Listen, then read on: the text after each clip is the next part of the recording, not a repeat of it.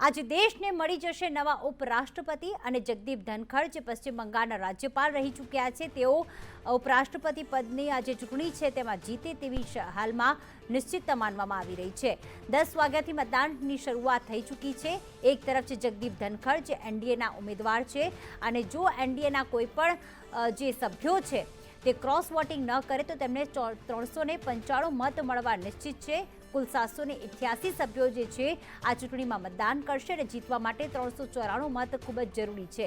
તો બીજી તરફ રાજસ્થાનના જે વિપક્ષે જે ઉમેદવાર જાહેર કર્યા છે માર્ગરેટ આલ્વા જેઓ રાજસ્થાનના રાજ્યપાલ રહી ચૂક્યા છે, જગદીપ ધનખડની જીત લગભગ નિશ્ચિત માનવામાં આવી રહી છે અને એવું માનવામાં આવી રહ્યું છે કે 7:30 વાગે જે પ્રેસ કોન્ફરન્સનું આયોજન કરવામાં આવ્યું છે તેમાં તેમની ઉપરાષ્ટ્રપતિ પદ માટે તેમની જાહેરાત કરવામાં આવે તેવું નિશ્ચિત માनવામાં આવી રહ્યું છે। दिल्ली हाल में अजय हमारे साथ जुड़ाई गया है। अजय, जिस प्रकार से आज 1 घंटे का समय हो चुका है, उपराष्ट्रपति के चुनाव की शुरुआत हो चुकी है, मतदान अब तक किसने किसने किया है और क्या अपडेट मिल रही है?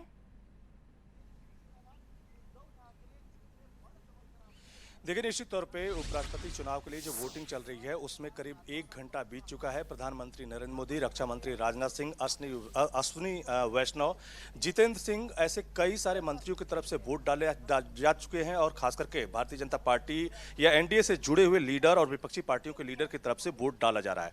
लेकिन आज इस चुनाव की अगर बात करें तो कहा जा रहा है कि महज औपचारिकता बाकी है, क्योंकि एनडीए के खुद लोकसभा में भारतीय जनता पार्टी के खुद लोकसभा में 303 सांसद हैं और राज्यसभा में 91 सांसद हैं।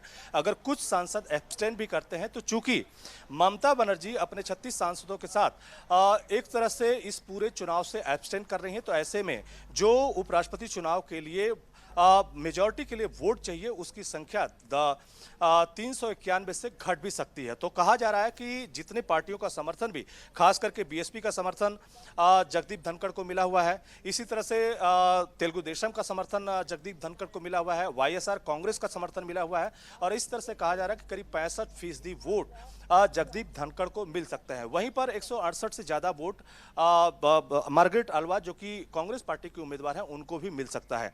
लेकिन जहां तक इस चुनाव की बात करें तो ये चुनाव 10 बजे से शुरू हुआ है, 5 बजे तक चलेगा और कहा जा रहा है कि 7:30 बजे के करीब एक प्रेस कॉन्फ्रेंस होगी जिसमें कौन उम्मीदवार जीता है इसका ऐलान कर दिया जाएगा। लेकिन इस पूरे चुनाव की अगर बात करें तो इसमें सिर्फ लोकसभा और राज्यसभा के एमपी जो हैं वो अपना वोट कर रहे हैं और साथ ही साथ 12 नॉमिनेटेड मेंबर जो कि राष्ट्रपति के चुनाव में वोट नहीं करते हैं लेकिन इस चुनाव में वो वोट कर रहे हैं। तो इस तरह से लगभग लोकसभा और राज्यसभा के सांसद ही इसमें वोट करेंगे।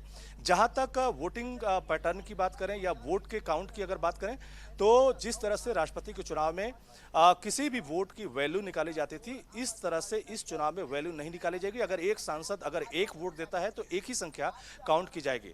लेकिन कुल मिला के यही कहा जा रहा है कि जो उपराष्ट्रपति पद का पूरा चुनाव चल रहा है जिसके लिए आज वोटिंग चल रही है उसमें जगदीप धनखड़ का जीतना लगभग तय है। करीब 65% से ज्यादा वोट जो है जगदीप धनखड़ को मिल सकते हैं। तो कह सकते हैं कि महज औपचारिकताएं बाकी हैं। अकेले भारतीय जनता पार्टी ही अपने कैंडिडेट को जिता सकती है, लेकिन एनडीए के जो सहयोगी हैं उनकी तरफ से वोट मिल रहा है। बीएसपी, तेलुगु देशम और वाईएसआर कांग्रेस का भी वोट जगदीप धनखड़ को मिल रहा है। जी बिल्कुल, धन्यवाद तमाम जानकारियों के लिए।